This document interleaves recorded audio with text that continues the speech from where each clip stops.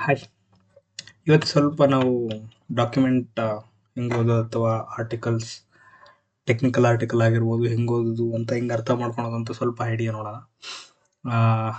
ನಾನು ಓದ್ತಾ ಇರೋದು ಇವತ್ತು ಪಾರ್ಟಿಷನಿಂಗ್ ಡೇಟಾ, ಅದು ರೇಂಜ್ ಪಾರ್ಟಿಷನ್ ಹಂಗಾಗಿರ್ಬೋದು ಅಥವಾ ಆ್ಯಶ್ ಪಾರ್ಟಿಷನಿಂಗ್, ಮತ್ತು ಯಾವಾಗ ವೆನ್ ಟು ಯೂಸ್ ದಮ್, ಯಾವಾಗ ಅದನ್ನು ಯೂಸ್ ಮಾಡಬೇಕು ಅಂತ ನಮಗೆ ಗೊತ್ತಾಗಲ್ಲ. ಒಂದೊಂದು ಪಾರ್ಟಿಷನ್ಗೆ ಯಾವಾಗ ಯೂಸ್ ಮಾಡಬೇಕು ಏನು ಅಂತ.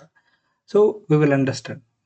ನಿಮಗೆ ಪಾರ್ಟಿಷನಿಂಗ್ ಅಂದರೆ ಮೀನಿಂಗ್ ಏನು ಅಂತ ಗೊತ್ತಿರಬೇಕು. ನಾನು ಇದು ಆರ್ಟಿಕಲ್ ಓದ್ತೀನಿ ಅಂದರೆ ನಾನು ಸ್ವಲ್ಪ ನಿಮಗೆ ಗ್ಲಿಮ್ಸ್ ಕೊಡ್ತೀನಿ. ವಾಟ್ ಈಸ್ ಪಾರ್ಟಿಷನಿಂಗ್ ಅಂತ ಹೇಳಿದ್ರೆ, ಪಾರ್ಟಿಷನಿಂಗ್ ಹೆಂಗೆ ಅಂದರೆ, ಕನ್ಸಿಡರ್ ನಿಮ್ಮ ಹತ್ರ ಒಂದು CSV ಡೇಟಾ ಇದೆ, ಅಥವಾ I can consider the excel sheet as well. CSV data ಇದೆ. ಆ CSV ಡೇಟಾ ಅಲ್ಲಿ 100 ರೆಕಾರ್ಡ್ ಇದ್ದಾವೆ. 100 record employee name, employee ID, employee first name, employee last name, ಅವ್ರ ಡಿಪಾರ್ಟ್ಮೆಂಟ್ ಯಾವುದು ಮತ್ತು ಅವ್ರ ಸ್ಯಾಲ್ರಿ ಯಾವುದು ಅಂತ. ಈಗ ಒಂದು ಕಂಪನಿ ಅಂದರೆ ಎಲ್ಲರಿಗೂ ಒಂದೇ ಥರ ಸ್ಯಾಲ್ರಿ ಇರಲ್ಲ, ಸ್ಯಾಲರಿ ಡಿಫ್ರೆಂಟ್ ಆಗುತ್ತೆ. ಸೊ ಈಗ ಸೀನಿಯರ್ ಮ್ಯಾನೇಜರ್ಗಳಿಗೆಲ್ಲ ಜಾಸ್ತಿ ಇರುತ್ತೆ, 1 ಲ್ಯಾಕ್ ಅಥವಾ 2 ಲ್ಯಾಕ್ 3 ಲ್ಯಾಕ್ ಎಬೋ ಇರುತ್ತೆ. ಅವ್ರ ಕೆಳಗೆಲ್ಲ ಅಲ್ಲಿ ಮ್ಯಾನೇಜರ್ಗಳು ಬರ್ತಾವೆ, ಅವರಿಗೆ ಅವ್ರಿಗಿಂತ ಕಡಿಮೆ ಇರುತ್ತೆ. ಆ ಥರ ಹೈಯರಾರ್ಕಿ ಇರುತ್ತೆ. ಈಗ ನನಗೆ ಒಬ್ಬ ಬಂದು ಕೇಳ್ತಾನೆ, ನನಗೆ ಒಂದು ಲಿಸ್ಟ್ ಬೇಕು, ಯಾರು 50,000 ಸ್ಯಾಲರಿ ತಗೊತಾ ಇದ್ದಾರೆ ಕಂಪ್ನಿಯವ್ರ ಲಿಸ್ಟ್ ಬೇಕು ಅಂತ. ಅವಾಗ ನಾನು top from row 1 row 100 search ಮಾಡಬೇಕು, ಸೊ ದಟ್ ನಮಗೆ ಗೊತ್ತಾಗುತ್ತೆ. ಅಂದರೆ ಇದರಲ್ಲಿ ಒಂದು ನಾವೇನು ಅರ್ಥ ಮಾಡ್ಕೋಬೇಕು ಅಂದರೆ, 100 ರೋಗೆ we will going to understand that ಈ ಥರ ಮಾಡಬೇಕು ಅಂತ. ವಾಟ್ ಇಫ್ ಇನ್ ಕೇಸ್ ನಮಗೆ 1 ಲ್ಯಾಕ್ 1 ಬಿಲಿಯನ್ ರೋ ಇದ್ದಾವೆ, ಅಥವಾ 2 ಬಿಲಿಯನ್ ರೋ ಇದ್ದಾವೆ, 3 ಬಿಲಿಯನ್ ರೋ ಇದ್ದಾವೆ ಅಂತ ನಮಗೆ it's very difficult to do that. So ಆ ಕೇಸಲ್ಲಿ ನಾವೇನು ಮಾಡಬೇಕಾಗುತ್ತೆ ಅಂದರೆ ಪಾರ್ಟಿಷನಿಂಗ್ ಅಂತ ಮಾಡಬೇಕು. ಅಂದರೆ ಹೆಂಗೆ ಅಂದರೆ, ಈಗ ಪಾರ್ಟಿಷನಿಂಗು ಕನ್ಸಿಡರ್ ಈಗ 0 ಇಂದ 10,000 ಸ್ಯಾಲ್ರಿ ತೊಗೊಂಡವರು ಒಂದು ಗ್ರೂಪ್ ಮಾಡ್ತೀನಿ, 10 to 30 ತೊಗೊಂಡವರು ಒಂದು ಗ್ರೂಪ್ ಮಾಡ್ತೀನಿ, 40 to 50 ತೊಗೊಂಡವ್ರು ಒಂದು ಗ್ರೂಪು, 50 to 1 ಲ್ಯಾಕ್ ತೊಗೊಂಡವ್ರು ಒಂದು ಗ್ರೂಪು, 1 ಲ್ಯಾಕ್ to 2 ಲ್ಯಾಕ್ ತೊಗೊಂಡವ್ರು ಒಂದು ಗ್ರೂಪು. ಗ್ರೂಪಿಂಗ್ ನಾವು ಯಾವ ರೀತಿನಾರ ಮಾಡ್ಬೋದು. ಈ ಥರನೇ ಪಾತ್ ಇಲ್ಲ, ಇದೇ ಥರ ಮಾಡ್ಬೇಕು ನಾವು ಗ್ರೂಪಿಂಗು ಅಂತ. ವಿ ಕ್ಯಾನ್ ಡೂ ಇಟ್ ನಮ್ಮ ಕನ್ವೀನಿಯೆಂಟಿಗೆ ತಕ್ಕೊಂಗೆ ಯಾವ ಥರ ಮಾಡ್ಬೋದು. ಈಗ ನನಗೇನಾದ್ರು ಈಗ ಅವ್ನು ಬಂದು ಕೇಳಿದೆ 50,000 ಸ್ಯಾಲ್ರಿ ಅಂತ ಏನಾರು ಕೇಳಿದ್ರೆ, ಡೈರೆಕ್ಟಾಗಿ instead of scanning from the ಟಾಪಿಂದ ಸ್ಕ್ಯಾನ್ ಮಾಡೋ ಬದಲು ನಾನು ಡೈರೆಕ್ಟ್ಲಿ 50,000 ಯಾರು ತಗೊತಾ ಇದ್ದಾರೆ ಅವರಿಗೆ ಹೋಗಿ ನಾನು ಡೇಟಾನ ಕೊಡ್ತೀನಿ. ಸೊ ಏನಾಯ್ತಪ್ಪ ಅಂದರೆ, ಫಸ್ಟ್ನೇ ಅಪ್ರೋಚಲ್ಲಿ ನಾವು ಟಾಪ್ ಟು ಬಾಟಮ್ನ ಸ್ಕ್ಯಾನ್ ಮಾಡ್ತಿದ್ವಿ. ಸೆಕೆಂಡ್ನೇ ಅಪ್ರೋಚಲ್ಲಿ ಏನಾಗ್ತಾ ಇದೆ ಅಂದರೆ, ಡೈರೆಕ್ಟ್ಲಿ ಎಕ್ಸಾಕ್ಟ್ಲಿ ಅಟ್ ದಟ್ ಪಾಯಿಂಟಿಗೆ ಹೋಗ್ತಾ ಇದೆ. ಅಂದರೆ ಕಂಪ್ಯೂಟೇಷನ್ ಪವರು ಮೊದಲಿಗೆ ಸಿಕ್ಕಾಪಟ್ಟೆ ತಗೊತಾ ಇತ್ತು, ಇವಾಗ ಕಡಿಮೆ ತಗೊತಾ ಇದೆ. ಮೆಮೊರಿ ಕೂಡ obviously. So this is the basic understanding of partition. ಇಲ್ಕೊಳ್ಳಿ, partitioning plays a vital role in scaling the database beyond the certain scale. Reads write, ನಾನು ಆಲ್ರೆಡಿ ಹೇಳಿದೆ. ಈಗ ರೀಡ್ ಮಾಡ್ಬೇಕಾದ್ರೂ ಸ್ವಲ್ಪ ಕಷ್ಟ ಆಗುತ್ತೆ, ಅಥವಾ ರೈಟ್ ಮಾಡ್ಬೇಕಾದ್ರೂ ಪಾರ್ಟಿಷನಿಂಗ್ ಕಷ್ಟ ಆಗುತ್ತೆ. ಸೊ ದಟ್ ನಾವೀಗ ಈ ಥರ ಕಾನ್ಸೆಪ್ಟ್ನ ಯೂಸ್ ಮಾಡಿದ್ರೆ ಇಟ್ ವಿಲ್ ಬಿ ಈಸಿ ಅಂತ. Partitioning database is partition when we split it. Logically ಆಗಿರ್ಬೋದು, ಫಿಸಿಕಲಿ ಆಗಿರ್ಬೋದು. ಲಾಜಿಕಲಿ ಅಂದರೆ, ನಾನು ಅವಾಗಲೇ ಹೇಳಿದೆ, ಸ್ಯಾಲರಿ 50,000 ತೊಗೊತಾರೆ ಒಂದು ಸ್ಯಾಲ್ರಿ, 1 ಲ್ಯಾಕ್ ತೊಗೊತಾರೆ ಒಂದು ಸ್ಯಾಲರಿ. ಫಿಸಿಕಲಿ ಅಂದರೆ ನಾನು ಸ್ಟೋರೇಜ್ ಅಂತಾರೆ ಅಂದ್ಕೊಳ್ಳಿ, ಒಂದು ಫೈಲಿಗೆ ನಾನು 200 ಕಾಲಮ್ ಅಷ್ಟೇ ಹಾಕಬೇಕು, ಇನ್ನೊಂದು ಫೈಲ್ಗೆ 300 ಕಾಲಮ್ ಅಷ್ಟೇ ಹಾಕಬೇಕು. ಅದು ಫಿಸಿಕಲಿ ಆಗುತ್ತೆ. ಫಿಸಿಕಲಿ ಸ್ಟೋರೇಜ್ ಹಾರ್ಡ್ ಡಿಸ್ಕ್ ಇದ್ದರೆ ಸ್ಟೋರೇಜ್ ಆ ಥರನೂ ಮಾಡ್ಕೋಬೋದು. ಮತ್ತು mutually exclusive segment each partitioning of the database. ಇನ್ನೊಂದು ಹೇಳ್ತೀನಿ ನಾನು, ಇಲ್ಲಿ ಏನಿದೆಯೋ ಅದನ್ನು ನಿಮಗೆ ಓದಿ ಅರ್ಥ ಮಾಡಿಸಲ್ಲ. ಇದರದ್ದು ಓವರಾಲ್ ಗ್ಲಿಮ್ಸ್ ಕೊಡ್ತೀನಿ, ಏನು ಎಕ್ಸಾಕ್ಟ್ಲಿ ಈ ಆರ್ಟಿಕಲಲ್ಲಿ ಹೇಳಕ್ಕೆ ಬರ್ತಾ ಇದ್ದಾನೆ ಅಂತ. ನೀವು ಆಮೇಲೆ ಕುತ್ಕೊಂಡು ಓದ್ಕೋಬೋದು. Our goal with the partitioning, our primary goal with the partitioning is spread the data across the multiple nodes for each responsibility. Only fraction of data is along the road. ಅಂದರೆ ಇನ್ನೇನು ಹೇಳ್ತಾ ಇದ್ದಾನೆ ಅಂದರೆ, ಈಗ ಪಾರ್ಟಿಷನಿಂಗ್ ಇನ್ನೊಂದಕ್ಕೆ ಏನು ಬೇಕು ಅಂದರೆ, ಎಲ್ಲ ಡೇಟಾನು ನಾನು ಒಂದೇ ಕಡೆ ಇಟ್ಟರೆ ಆಕ್ಸೆಸಿಬಿಲಿಟಿ ಕೂಡ ಕಷ್ಟ ಆಗುತ್ತೆ. ಸೊ ದ್ಯಾಟ್ ಈಗ ನನ್ನ ಹತ್ರ ಈಗ 100 crore ಡೇಟಾ ಇದೆ. 100 crore ಡೇಟಾ ಒಂದೇ ಫೈಲಲ್ಲಿ ಇಡೋದಕ್ಕಿಂತ 10 ಫೈಲ್ ಡಿಫ್ರೆಂಟ್ ಮಾಡಿದ್ರೆ, ಅಂದರೆ 0 to ಅಪ್ ಟು 10 crore ಒಂದು ಕೊಡ್ತೀವಿ, 11 to 21 ಆ ಥರ 100 crore 10 ಫೈಲ್ ಆಗುತ್ತೆ. ಸೊ ದಟ್ ನನಗೀಗ 65 crore ಡೇಟಾ ಬೇಕು ಅಂದರೆ, ನನಗೆ 1ಇಂದನೂ ಹೋಗಲ್ಲ, ಲಾಸ್ಟಿಂದ ಬರೋ ಡೈರೆಕ್ಟಾಗಿ 60 to 71 ನನಗೆ ಫೈಲ್ ಇದೆ, ಅದ್ರ ಒಳಗಡೆ ಹೋಗ್ತೀನಿ. ನೋಡಿ, ಇಲ್ಲಿ ಕೊಟ್ಟಿದ್ದಾನೆ ಪಾರ್ಟಿಷನ್. ಅಂದರೆ ಇಲ್ಲಿ 100 QPS, 110 QPS. ಏನಿದು QPS ಅಂದರೆ ನಿಮಗೆ ಇನ್ನೊಂದು, ನಿಮಗೆ ಏನಾದರೂ ಗೊತ್ತಾಗ್ತಾ ಇಲ್ಲ ಒಂದೊಂದು ವರ್ಡ್ಗಳು ಅಥವಾ ಒಂದೊಂದು ಟೆಕ್ನಿಕಲ್ ವರ್ಡ್ಗಳು ಅಂದರೆ ನೀವು ಡೈರೆಕ್ಟಾಗಿ ರಿಸರ್ಚ್ ಮಾಡ್ಬೋದು.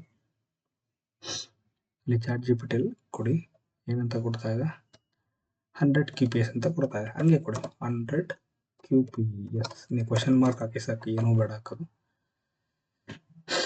ಕ್ವೇರೀಸ್ ಪರ್ ಸೆಕೆಂಡ್ ಅಂತ, 100 ಕ್ವೇರೀಸ್ ಪರ್ ಸೆಕೆಂಡ್ ಅಂದರೆ ಈ ಪಾರ್ಟಿಷನಿಂಗ್ 1 ನಮಗೆ 100 ಕ್ವೇರೀಸ್ ಪರ್ ಸೆಕೆಂಡ್ ಬರ್ತಾ ಇದೆ. Partitioning 2 110 query per second. ಅಂದರೆ ನಾನು ಫಸ್ಟ್ನೇದರಲ್ಲಿ 100 ಕ್ವೇರಿನ ರನ್ ಮಾಡ್ತಾ ಇದ್ದೀನಿ ಪರ್ ಸೆಕೆಂಡಿಗೆ. ಸೆಕೆಂಡ್ ಪಾರ್ಟಿಷನಲ್ಲಿ 110 ಕ್ವೇರಿ, ಥರ್ಡಲ್ಲಿ 90 query. But partitioning 4 900 query per second, partitioning 5 105 query per second. ಇಲ್ಲಿ ಏನಾಗಿದೆ ಅಂದರೆ ಸ್ಕೀವ್ಡ್ ಅಂತ ಹೇಳಿದ್ದಾನೆ, ಸ್ಕೀವ್ಡ್ ಅಂತ. ಏನಿದು, partitioning doesn't help in handling the scale only when the load spread uniformly.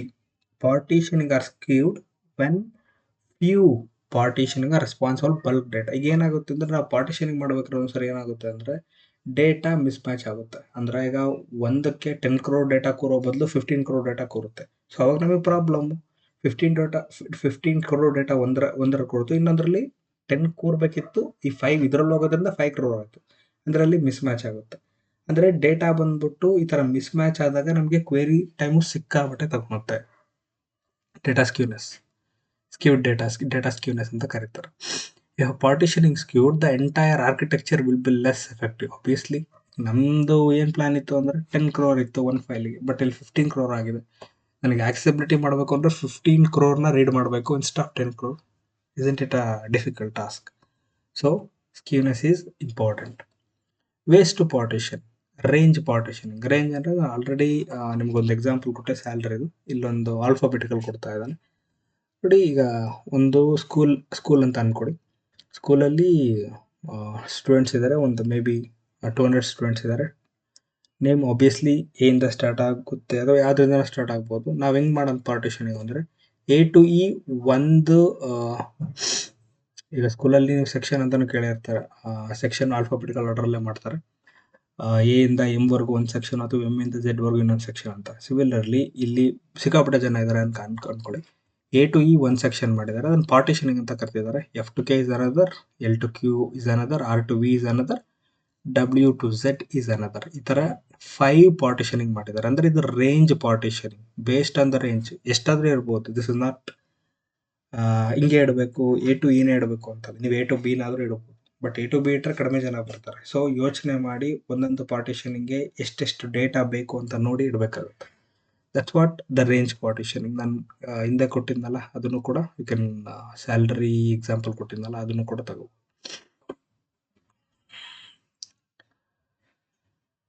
ಮತ್ತು ಹ್ಯಾಶ್ ಪಾರ್ಟಿಷನ್. ಒಂದ್ಸರಿ ಏನಾಗುತ್ತೆ ಅಂದರೆ ನಮಗೆ ರೇಂಜ್ ಪಾರ್ಟಿಷನ್ನು ಒಂದೊಂದು ಕಡೆ ವರ್ಕ್ ಆಗೋದಿಲ್ಲ ಇನ್ ದ ಸೆನ್ಸ್ ನಮಗೆ ಮ್ಯಾನ್ಯುಯಲಿ ಮಾಡೋದಕ್ಕಾಗೋದಿಲ್ಲ ಅಂದಾಗ, ನಮಗೆ ಇದರಲ್ಲಿ ಸ್ಟೂಡೆಂಟ್ ಡೇಟಾ ಫಿಕ್ಸ್ ಇತ್ತು, 200 300 ಅಂದ್ಕೊಂಡಿದ್ವಿ. So that we manually done that.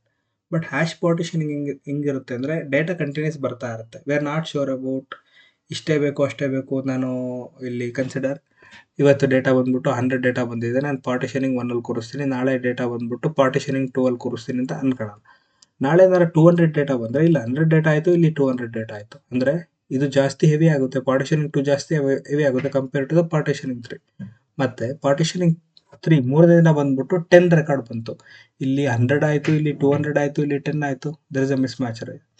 So ಇದನ್ನ ತಪ್ಪಿಸೋದಕ್ಕೆ ಹ್ಯಾಶ್ ಬೇಸ್ಡ್ ಪಾರ್ಟಿಷನಿಂಗ್ ಅಂದರೆ ಮಾಡ್ಯುಲಸ್ ಆಫ್ ಎಷ್ಟು ಪಾರ್ಟಿಷನಿಂಗ್. ಇಲ್ಲಿ 5 ಪಾರ್ಟಿಷನಿಂಗ್ ಇದೆ, ಮಾಡ್ಯುಲಸ್ ಆಫ್ 5 ಅಂದರೆ ಕನ್ಸಿಡರ್ ಡೇಟಾ ಬರ್ತಾ ಇದೆ, ಮಾಡ್ಯುಲಸ್ ಆಫ್ 5 ಅಂದರೆ ಈಗ ಡೇಟಾ ಕನ್ಸಿಡರ್ ಡೇಟಾ 1 ಅಂತ ಬಂತು, 1 ಮಾಡ್ಯುಲಸ್ ಆಫ್ 5 0 ಅಥವಾ ಯಾವ್ದು ಬರುತ್ತೋ ಅದು. Next 2 modulus, 3 modulus, 4 modulus, 5 modulus. 5 modulus 0 ಅಂದರೆ ಇಲ್ಲಿ ಕೊಡುತ್ತೆ. 4 ಮಾಡ್ಯುಲಸ್ ಅಂದರೆ 1 ಮಾಡ್ಯುಲಸ್. ಆ ಥರ ಡಿಫ್ರೆಂಟಾಗಿ ಬಂದಾಗ ಯಾವ್ಯಾವ ಪಾರ್ಟಿಷನ್ಗೆ ಅದೇ ಆಟೋಮೆಟಿಕಲಿ ಯೂನಿಫಾರ್ಮ್ ಆಗಿ ಕೊಡುತ್ತೆ. This is hash based partition. ಇದು ಜಸ್ಟ್ ಮಾಡ್ಯುಲಸ್ ಆಗಿ ಮಾಡೋದು ಅಷ್ಟೇ. ನಾನು ಹೈ ಲೆವೆಲ್ ಅಷ್ಟೇ ಕೊಡ್ತಾ ಇರೋದು. I am not getting it to technical here. ಇಲ್ಲಿ ನೀವು ಇದನ್ನು ಓದ್ಕೊಳ್ಳಿ. ಯಾವುದು ಅಂದರೆ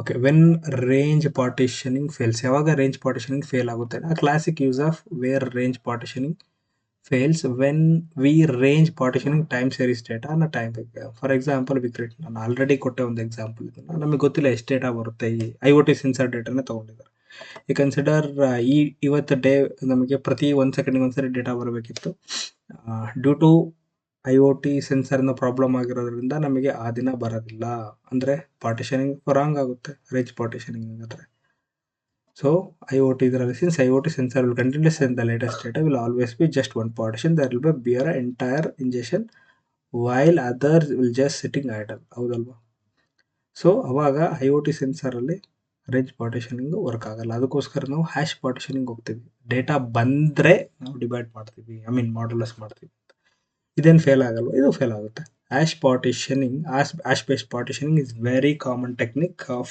data partitioning ಕಾಮನ್ ಆಗಿ ಇದನ್ನ ಯೂಸ್ ಮಾಡೋದು ಅಂತ ಹೇಳ್ತಾ ಇದ್ದಾರೆ and is quite relevant across database. This is the maximum used.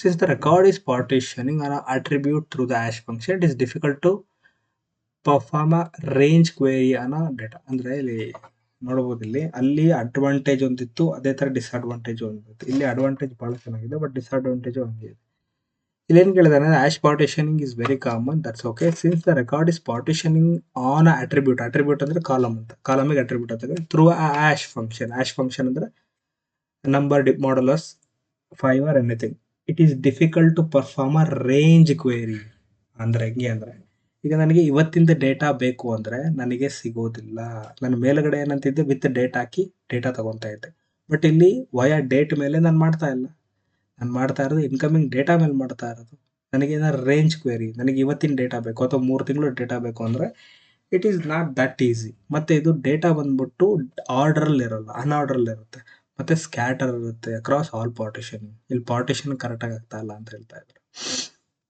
So we will have to visit all partitioning making entire process ನೋಡಿ ಇದ್ರ ಬಗ್ಗೆ ಇದನ್ನು ಹೇಳ್ತಾ ಇದ್ದಾರೆ ಚೆನ್ನಾಗಿದೆ ಆರ್ಟಿಕಲ್ ನೀವು ಆರ್ಟಿಕಲ್ ಓದೋಕ್ಕೆ ಸ್ಟಾರ್ಟ್ ಮಾಡಿಕೊಂಡ್ರೆ ಯು ವಿಲ್ ಅಂಡರ್ಸ್ಟ್ಯಾಂಡ್ ಬೆಟರ್ ನನಗೂ ಆ್ಯಕ್ಚುಲಿ ಪಾರ್ಟಿಷನಿಂಗ್ ಎಲ್ಲ ಮಾಡಿದ್ದೆ ಆ್ಯಶ್ ಪಾರ್ಟಿಷನಿಂಗ್ ಜಾಸ್ತಿನೇ ಯೂಸ್ ಮಾಡಿದ್ದೀನಿ ರೇಂಜ್ ಪಾರ್ಟಿಷನಿಂಗ್ ಯೂಸ್ ಮಾಡಿದ್ದೀನಿ ಬಟ್ ಆ್ಯಶ್ ಪಾರ್ಟಿಷನ್ದು ಡಿಸ್ಅಡ್ವಾಂಟೇಜ್ ಅಂತ ನಾನೇನು ಗಮನಿಸಿರಲಿಲ್ಲ ನನಗೆ ಇವಾಗ ಆರ್ಟಿಕಲ್ ಓದಿದ್ಮೇಲೆ ನನಗೆ ಆ್ಯಶ್ ಒಂದು ಡಿಸ್ಅಡ್ವಾಂಟೇಜ್ ಗೊತ್ತಾಯಿತು ಸೊ ನೀವು ಆರ್ಟಿಕಲ್ ಓದಿ even you can go to Substack ಯಾವ್ದಾರ ಸಬ್ಸ್ಟ್ಯಾಕ್ ಆರ್ಟಿಕಲ್ ತಗೊಳ್ಳಿ ನಾನು ನೆಕ್ಸ್ಟು ಡೋಡ್ಯಾಶ್ ಮೇಲೆ ಮಾಡೋಣ ಅಂತ ಇದ್ದೀನಿ ಹೇಳ್ತೀನಿ ಇದು ಡೋಡ್ಯಾಶ್ ಏನು ಅಂದರೆ ಸಿಕ್ಕಾಪಟ್ಟೆ ಆರ್ಟಿಕಲ್ ಇದೆ ನೋಡಿ ತಗೊಳ್ಳಿ ಓದಿ ಅರ್ಥ ಮಾಡ್ಕೊಳ್ಳಿ you will understand in a better thank you